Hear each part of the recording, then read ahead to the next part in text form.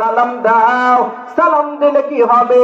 বলবে, সবাই বলবে, হাইরে আব্দুল্লাহর সন্তান মুহাম্মাদুর রাসূলুল্লাহ আসলে একজন আদর্শবান ব্যক্তি, যার আদর্শে সবাই আদর্শবান হয়ে গিয়েছে। দ্বিতীয় নাম্বার, তোমরা মানুষদেরকে খাবার খিলাও। তৃতীয় নাম্বার, ওয়াসিলুল আরহাম, আত্মীয়তার সম্পর্ক বজায় রাখো। কিসের সম্পর্ক? বলে আত্মীয়তার সম্পর্ক বজায় রাখো। ও মুসলমান, আজকে গ্রামের দিকে তাকিয়ে দেখেন, সমাজের দিকে তাকিয়ে দেখেন, ভাই ভাইয়ের মধ্যে দ্বন্দ্ব। বলে সমস্ত মানুষের মধ্যে শুধু দ্বন্দ্ব আর দ্বন্দ্ব। কেন দ্বন্দ্ব? কেন দ্বন্দ্ব? বলে পয়গম্বর বলেছে, তাকরাউস সালাম আলা মান আরাফতা ওয়া মান লাম তারিফ, বলে যাকে চিনো আর যারে না চিনো সালাম দাও। বলে ভাই ভাইরে যখন সালাম দিবে, বলে শত্রুতা দূরে চলে যাবে। বলে ভাইয়ের মধ্যে একটা মহব্বত সৃষ্টি হবে।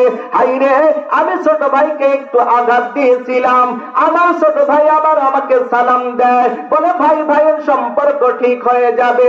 ওরে মুসলমান, আজকে সমাজের মধ্যে অশান্তি, বলে শান্তি নাই। দেশের মধ্যে অশান্তি, বলে কোন জায়গায় শান্তি নাই। কেন শান্তি নাই? কেন শান্তি? বলে শান্তি না থাকার কারণ হলো, বলে মুহাম্মাদুর রাসূলুল্লাহর আদর্শকে আমরা দূরে সরে দিয়েছি। আর আমেরিকান আর যারা মুসলমানদেরকে ধ্বংস করার চেষ্টা করে, এদের আদর্শকে আমরা আঁকড়ে ধরেছি। আল্লাহর হাবিব জানিয়ে দিয়েছে, ও আমার উম্মতেরা, বলে তোমরা ততক্ষণ পর্যন্ত তোমরা গোমরা হবে না, ততক্ষণ পর্যন্ত তোমরা পথভ্রষ্ট হবে না, যতক্ষণ পর্যন্ত আমি তোমাদের সামনে কুরআনুল কারীম রেখে গিয়েছি এবং আমার 63 বছর জিন্দেগি সুন্নাত রেখে গিয়েছি। আমার আল্লাহ তাআলার কোরআন আর আমার সুন্নাতকে যতক্ষণ পর্যন্ত আঁকড়িয়ে ধরবে, আর যখন তোমরা আমার সুন্নাতকে ছেড়ে দিবে, আল্লাহর কিতাবকে যখন তোমরা ছুঁড়ে ফেলবে, সেদিন থেকে তোমাদের পদস্খলন শুরু হবে। ও মুসলমান, আমাদের পদস্খলন কেন? বলে তার কারণটাই হলো রাসূলের আদর্শকে দূরে আমরা রেখেছি, আর মানব রচিত বিধান বাস্তবায়নের জন্য আর আমরা মরিয়া হয়ে লেগেছি।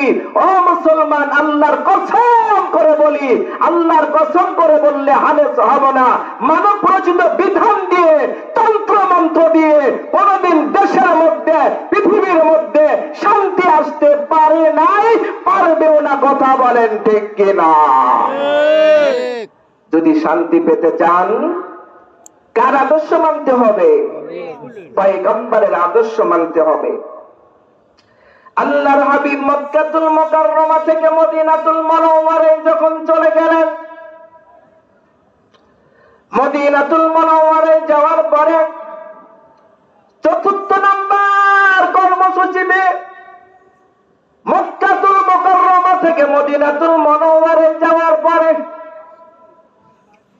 মদিনার সমস্ত মানুষদেরকে ডেকে বলল, ও মদিনার মানুষ, 4th নাম্বার তোমাদের কর্মসূচি হবে ওয়াসাল্লু বিল্লাইল ওয়ান নাসু নিয়ামুন তাদখুলুল জান্নাতা বিসালাম। 4th নাম্বার কর্মসূচি তোমাদের, মানুষ যখন একেবারে ঘুমিয়ে যাবে, দুনিয়ার সমস্ত মানুষ যখন একেবারে ঘুমিয়ে যাবে, বলে রাত্রি বেলায় তুমি জাগ্রত হইয়া আল্লাহ তাআলার কদমের মধ্যে যদি সিজদা লাগাইতে পারো, আল্লাহর হাবিব বলে দেয়, তাদখুলুল জান্নাতা বিসালাম, নিরাপদে তোমরা আল্লাহ তাআলার জান্নাতের মেহমান হয়ে যাবা। কয় কর্মসূচি? 4টা কর্মসূচি। এই 4টা কর্মসূচি পালন করতে পারবো তো ইনশাআল্লাহ? 1ম নাম্বার বলেন আফসুস সালাম। 1ম নাম্বার কি? সালামের প্রচার প্রসার। সালামের প্রচার প্রসার। একটা সুন্দর আমল শিখলাম না? 2য় নাম্বার, ওয়াতিমুত তাআম, মিসকিন গরীব যারা আছে এদেরকে দেখে দেখে খাবার দিন। তৃতীয় নাম্বার ওয়াসিলুল আরহাম, আত্মীয়তার সম্পর্ক বজায় রাখেন, আত্মীয়তার সম্পর্ক ভেঙ্গে দিয়েন না। চতুর্থ নাম্বার ওয়াসাল্লু বিল্লাইল ওয়ান নাসু নিয়ামুন, মানুষ যখন ঘুমিয়ে যায় আল্লাহ তাআলার সঙ্গে একটু সম্পর্ক লাগান। আল্লাহর হাবিব বলে এই চারটা কর্মসূচি যদি পালন করতে পারো ও আমার উম্মত, বলে দিলাম তাদখুলুল জান্নাতা বিসালাম, তুমি নিরাপদে আমার মাওলার জান্নাতে প্রবেশ করবে। বলেন সুবহানাল্লাহ। রাসূল বললেন রাত্রি বেলায় যদি তাহাজ্জুদ পড়া যায় নিরাপদে আল্লাহ তাআলার জান্নাতের মেহমান হওয়া যাবে। আল্লাহ কি বলেন কোরআনুল কারীমের মধ্যে শুনুন, وَمِنَ اللَّيْلِ فَتَهَجَّدْ بِهِ نَافِلَةً لَكَ عَسَىٰ أَن يَبْعَثَكَ مَقَامًا مَحْمُودًا। আল্লাহু আকবার। আল্লাহ তাআলা বলেন وَمِنَ اللَّيْلِ فَتَهَجَّدْ بِهِ نَافِلَةً لَكَ, ও আমার বান্দা বান্দীরা, যখন সমস্ত মানুষ ঘুমের মধ্যে নিমজ্জিত হবে তোমরা একটু ঠান্ডা পানি দিয়ে ওযু করো। দুনিয়ার অফিস আদালত যত রাত্রি হয় অফিস আদালত গুলো সব বন্ধ হয়ে যায়। আমার আল্লাহ তাআলা ডেকে ডেকে বলে আলা মিন মুস্তাগফিরিন ফাস্তাগফিরু লাহ, আলা মুস্তারজিকিন ফাস্তারজুকা, ও আমার বান্দা বান্দীরা তোমরা কোন অভাবের মধ্যে রয়েছো, কে কোন গুনাহ করেছো, আমি রবের কাছে তোমরা নিরালায় আমার কাছে একটু বলো। আমার কাছে বললে কি হবে, আমি রব তোমাদের জিন্দেগীর সমস্ত গুনাহ খাতা মাফ করে দিব।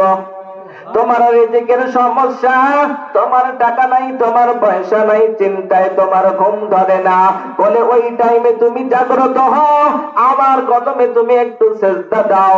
কদমাই ইয়াসজুদুর রহমান, তুমি যদি সিজদার মতো সিজদা দিয়ে আমি আল্লাহকে যদি একটু ডাকতে পারো, ওরে বান্দা ডাকতে দেরি, আমি রব তোর ডাকে সাড়া দিতে দেরি করব না।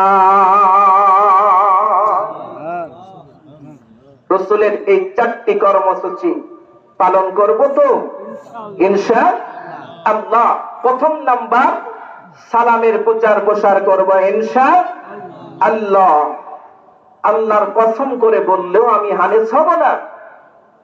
যার সাথে আপনার শত্রুতা তারে আপনি সালাম দেন, একদিন দেখবেন এই শত্রুতা বন্ধুত্বে রূপান্তরিত হবে ইনশাআল্লাহ। যে কথা বলতেছিলাম, একজন মুসলমানের উপরে আরেকজন মুসলমানের হক কয়টা? বলেন না বলেন না, ভুলে গেছেন? 5টি হক। কয়টি হক? 5টি হক। প্রথম নাম্বার বলতেছিলাম রদ্দুস সালাম, সালাম দিলে সালামের জবাব দেওয়া। দ্বিতীয় নাম্বার ওয়াইয়াদাতুল মারিজ, আপনার সমাজের মধ্যে এক আল্লাহর বান্দা অসুস্থ হয়ে পড়ে রয়েছে, আল্লাহর হাবিব বলে ও আমার বান্দা বান্দিরা যাও তার শিওরে বসো, তার খোঁজ খবর নাও, তার অর্থের যদি সমস্যা হয় অর্থের ব্যবস্থা করে দাও, খাবারের যদি সমস্যা হয় খাবারের ব্যবস্থা করে দাও। কে বলেছেন? রাসূল বলেছেন। রাসূলের আদর্শ বাস্তবায়ন করিনি আমরা? করি। আমরা যদি একজন অসুস্থ ব্যক্তির কাছে যদি যাইতাম তাহলে অসুস্থ ব্যক্তি আমার প্রতি ভালোবাসা সৃষ্টি হইতো কি হইতো না? আমি চিন্তা করি আমি বাঁচলে 14 গোষ্ঠীর নাম, এত করে কি করব? আল্লাহর হাবিব হাদিসে পাকের মধ্যে বলেন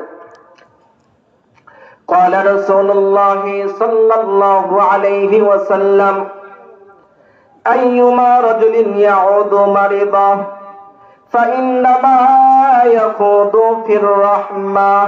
আল্লাহর হাবিব বলেন ও আমার বান্দা বান্দিরা, আইয়ুমা রাজুলিন ইয়াউদু মারিদা, যদি কোনো আল্লাহর বান্দা অসুস্থ ব্যক্তির একটু সেবা করতে পারে, ফাইন্নামা ইয়াকুদু ফির রাহমা, আল্লাহর হাবিব ডেকে বলে, ও বান্দা, ও আমার উম্মত, যদি অসুস্থ ব্যক্তির একটু যদি তুমি সেবা করতে পারো, আমি হাবিব বলে দিলাম, ফাইন্নামা ইয়াকুদু ফির রাহমা, তুমি অসুস্থ ব্যক্তির সেবা করলে না, বরং তুমি আল্লাহ তাআলার রহমতের দরিয়ার মধ্যে একটা গোসল করলা।